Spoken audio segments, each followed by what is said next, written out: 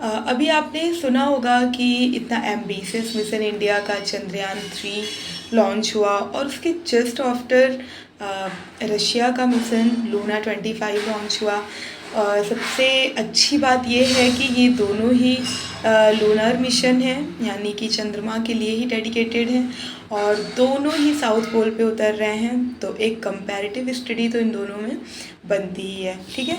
लेकिन इसके पहले हम लूना 25 के विषय में सारी चीज़ें डिटेल से जानेंगे, क्योंकि चंद्रयान के आसपास में ही इस मिशन की भी सारी स्ट्रेटजीज़ हैं। तो एग्ज़ाम पॉइंट ऑफ व्यू से ये बहुत बहुत इम्पॉर्टेंट हो जाता है।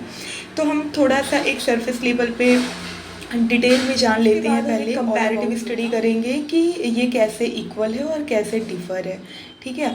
तो सबसे पहले तो ये launched by Russian space agency है, पता ही है, जिसका नाम है रोसकॉस्मोस। फ्रेंड्स, जैसे इंडियन स्पेस एजेंसी है जो इसरो जिसे हम कहते हैं, इसी तरीके रशियन स्पेस एजेंसी है जिसको हम रोसकॉस्मोस कहते हैं। और प्लेस ऑफ लॉन्चिंग जो है वो वोस्तोचनी है, एज रशियन ट्रेंड का नेम है ये वोस्तोचनी। जैसे हमारे यहाँ श्रीहरिकोटा है, वहाँ से वो एक लॉन्चिंग पैड है, उसी तरीके से रशिया। इसके बाद है कि ये किस रॉकेट से जा रहा है, तो सोयूज 2.1। ये एग्ज़ाम पॉइंट ऑफ व्यू से बहुत इम्पॉर्टेंट है, ठीक है। ये 2.1 आप ध्यान रखिएगा, सोयूज इस रॉकेट से ये जा रहा है। साइज़ बताया जा रहा है कि एक कार की साइज़ का है, कौन से कार की साइज़ का है ये आप फाइंड आउट करिएगा। इसके बाद है कि ये चंद्रयान के ही तरीके, चंद्रयान 3 के तरीके 16 अगस्त को ही ये ऑर्बिट क्रॉस कर रहा है चंद्रमा की, ठीक है। और लैंडिंग ऑन मून है ये 21 अगस्त को, just before a couple of day of Chandrayaan 3, यानी कि वो 23 को उतर रहा है, ये उसके 2 दिन पहले 21 अगस्त को ही उतर रहा है। और इसके बाद अगर हम बात करें ऑब्जेक्टिव की लूना 25 के, तो ये 7 डेज जो है वो मून सरफेस पे रहेगा। उसके बाद ईयर लॉन्ग वहाँ के क्रेटर्स को जाके, जो कि हमेशा शैडो के बीच में रहते हैं। आपने सुना होगा कि अलग अलग पिक्चर जो भी अभी रशिया के थ्रू जो भी भेजा गया है, या इंडिया में चंद्रयान 2 के थ्रू जो भी पिक्चर्स आई हुई हैं, डेटा आए हुए हैं, उसमें आप देखिए कई कई क्रेटर्स हैं और वो हमेशा शैडो के बीच में होते हैं। तो उन सब जगहों पे जाके ये ईयर लॉन्ग ये स्टडी करने वाला है। इसके बाद ये obviously inculcating technologies for easier landing on moon. तो ये soft landing, easier landing further हम कैसे कर सकते हैं, उन सब चीज़ों का पता लगाएगा कि ऐसे कौन सी लोकेशंस हैं जहाँ पे हम इजी लैंडिंग करा सकते हैं। और इसके साथ साथ में formation of soil, dust, presence of minerals, इसके साथ साथ में साउथ पोल पे वाटर जो है वो आइस फॉर्म में है, तो उसके भी कुछ सैम्पल्स की रीडिंग करेंगे, ठीक है। इसी के लिए इसमें इसके पेलोड में जो है वो 9 इंस्ट्रूमेंट्स डाले गए हैं, जो अलग अलग, जैसे कि वो मिनरल्स का पता लगाएंगे, ठीक है, मिनरल्स का पता लगाएंगे, ऑक्सीजन लेवल का पता लगाएंगे, डस्ट वहाँ की फॉर्मेशन कैसी है, और यूनिवर्स के मतलब क्रिएशन के टाइम से लेके अभी तक क्या क्या चेंजेस हुए हैं, और उससे हम अर्थ के चेंजेस को किस तरीके से एक्सेस कर सकते हैं। इन सारी चीज़ों को, वहाँ की हीट कैसी है और कब कितना ज़्यादा हीट होता है, कब कितना ज़्यादा क्रायोजेनिक वो होता है, पूरा माहौल होता है, ये सारी चीज़ों को पता लगाने के लिए इसमें 9 इंस्ट्रूमेंट्स इसके साथ में भेजे गए हैं, ठीक है। Significance of Luna 25 is that it is being said that time of landing and place of landing is approximate same as Indian Chandrayaan 3। ये कहा जा रहा है कि टाइम का मतलब तो यही है कि ये 2 दिन आगे पीछे ये दोनों उतरेंगे, और प्लेस बताया जा रहा है कि जो इनका लैंडिंग है वो अप्रॉक्स 18 किलोमीटर की दूरी पे ये लोग उतरेंगे। तो अगर हम एक सेलेस्टियल बॉडी की बात अगर हम कर रहे हैं, तो वहाँ पे 118 kilometre is not a very much distance between, ठीक है। जो भी हमारे ये दोनों मिशंस मतलब जो भी रॉकेट्स उतर रहे हैं, इनके बीच में 118 किलोमीटर की दूरी बहुत ज़्यादा नहीं है। ऐसा करने वाला ये, अगर ये अपनी लैंडिंग कर लेता है 21 अगस्त को ही, तो ऐसा करने वाला ये इंडिया से पहले साउथ पोल पे फर्स्ट कंट्री कहा जाने लगेगा। हालांकि ये भी इतना ही एम्बिशियस है पूरे यूरोप के लिए हम कह सकते हैं, और रसिया के लिए जितना हमारे लिए हमारा चंद्रयान।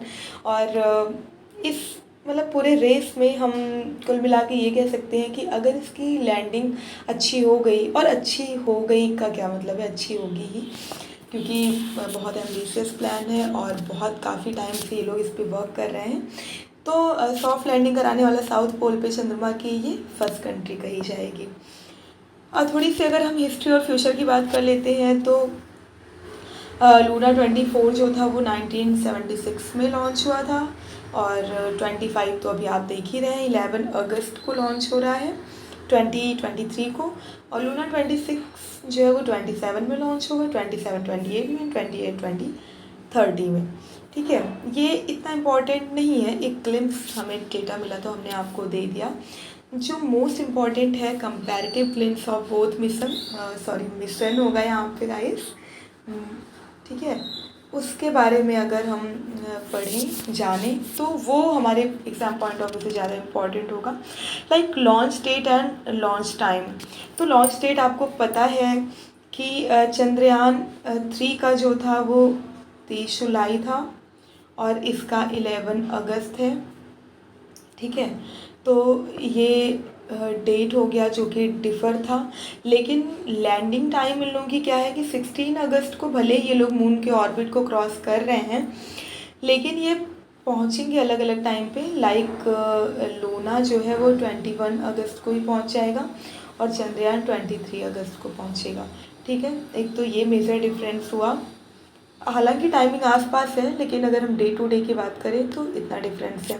पेलोड की अगर हम बात करें तो लूना का पेलोड है ओनली 1750 किलोग्राम, वहीं चंद्रयान की अगर हम बात करें तो वो 3900 किलोग्राम जितना भारी है। ठीक है, और इसके बाद अगर हम सॉरी यार, ये मिशन है और मिसिंग हो गया है हर जगह। अगर हम मिशन टाइमिंग की बात करें तो ये 14 डे में ही, 14 अर्थ डे में ही वापस आ जाएगा। 14 अर्थ डे का मतलब ये है गाइस कि पृथ्वी के 14 दिन और रात इक्वल टू मून के 1 डे के बराबर होता है। ठीक है, तो ये चंद्रमा के 1 दिन में ही वापस आ जाएगा, यानी पृथ्वी के 14 दिन में वापस आ जाएगा। लेकिन ये चंद्रयान की बात है। लूना जो है वो मतलब पूरे ईयर लॉन्ग रहने का वहाँ पे है, और वहाँ पे रह के सारी चीज़ों का रिसर्च करने का प्लान है। ऐसा क्यों है ये जानना बहुत ज़रूरी है कि ये 14 दिन में वापस क्यों आ जाएगा, और वो इतना लॉन्ग ड्यूरेशन वहाँ पे क्यों रिले करेगा। तो इसका मतलब ये है गाइस कि यहाँ पे जो हीटिंग मैकेनिज़्म है चंद्रयान का, वो हीटिंग मैकेनिज़्म इतने एडवांस लेवल का नहीं है, या फिर उतना उस पर वर्क नहीं किया गया है कि वो जो लूनार नाइट होती है ना, वो बहुत ही ज़्यादा कोल्ड टेम्परेचर की होती है, तो इनको अपने इलेक्ट्रॉन सेव करने में बहुत ज़्यादा प्रॉब्लम्स होगी। इसलिए ये इस मैकेनिज़्म पे काम नहीं की है, इसीलिए ये 14 दिन में ही, 14 अर्थ डे में, यानी कि लूनर 1 डे में ही ये वापस आ जाएंगे। जबकि 1976 के बाद से मतलब लूना 24 के बाद से इन्होंने सबसे ज़्यादा वर्क किया है अपने इंजन के बाद, अपने हीट मैकेनिज़्म पे सबसे ज़्यादा वर्क किया है। तो अभी ये इतने कैपेबल हैं कि वो वहाँ पे ईयर लॉन्ग रह के और उसकी कोल्डनेस और हीटनेस को सह के वहाँ पे सारी रिसर्च कर सकते हैं। ठीक है, और रही बात इतने पहले इनके पहुँचने की, तो इनका इंजन बहुत ही हाई रेटेड है, बहुत ही एडवांस लेवल का है। ठीक है, लूना का इनका फ्यूल जो है वो बहुत ही इफ़िशियंसी वाला है, बहुत ही एक्सपेंसिव और एम्बिशियस मिशन है, इनका भी आपको पता ही होगा। और काफ़ी कई चीज़ों पे एडवांस लेवल पे इन्होंने ध्यान दिया है। और दूसरी चीज़ ये है कि चंद्रयान में रोवर का यूज़ किया गया है, जबकि लूना में रोवर का यूज़ नहीं किया गया है। रोवर का मतलब क्या होता है गाइस? रोवर एक ऐसा इंस्ट्रूमेंट होता है जो कि किसी भी सेलेस्टियल बॉडी नहीं, अगर हम प्लैनेट की बात करें तो उस पर राउंड राउंड, मतलब वो डायरेक्ट एक्सेस नहीं कर सकता, उस पर राउंड राउंड करके, मतलब पहले बड़ा फिर छोटा फिर, ठीक है, मतलब डायरेक्ट वो नहीं उतरेगा, वो उस पर उसके सरफेस एरिया पे वो चक्कर लगाते लगाते तब उतरेगा। लेकिन लूना में ये चीज़ यूज़ नहीं की गई है। चंद्रयान में रोवर का यूज़ किया गया है, लूना में ये चीज़ यूज़ नहीं की गई है, इसलिए भी ये डायरेक्ट एंट्री करा रहा है वहाँ पे, ठीक है, डायरेक्ट लैंडिंग करा रहा है। इसके बाद लोकेशन की मैंने बात करी थी, 118 किलोमीटर की दूरी पे दोनों उतर रहे हैं। और अगर हम अदर चीज़ों की बात करें एक डिफरेंशिएट व्यू में, तो हीट मैकेनिज़्म पे इन्होंने काम किया है, हाई रेटेड इंजन और फ्यूल का प्रयोग किया है। ऑब्जेक्टिव इनके ये हैं कि हमारा चंद्रयान जो है वो बहुत कम समय में बहुत काफ़ी चीज़ों को कलेक्ट करके, मतलब वहाँ से सैंपल को कलेक्ट करके वो वापस आ जाएगा, जबकि लूना जो है वो वहाँ पे उनके बीच में रह के और सारे इन्वायरमेंट को स्टडी करके उसके बाद वहाँ से डेटा को भेजता रहेगा।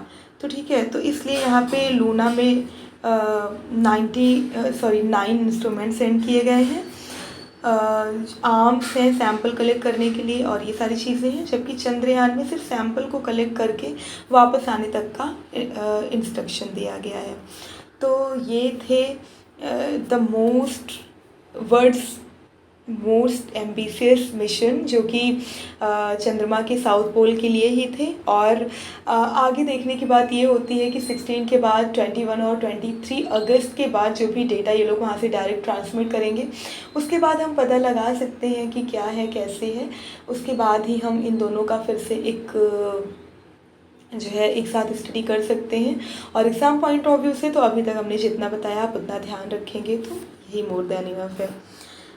इसी के साथ बहुत बहुत धन्यवाद आपका यहाँ तक बने रहने के लिए, और be patience and let's wait for the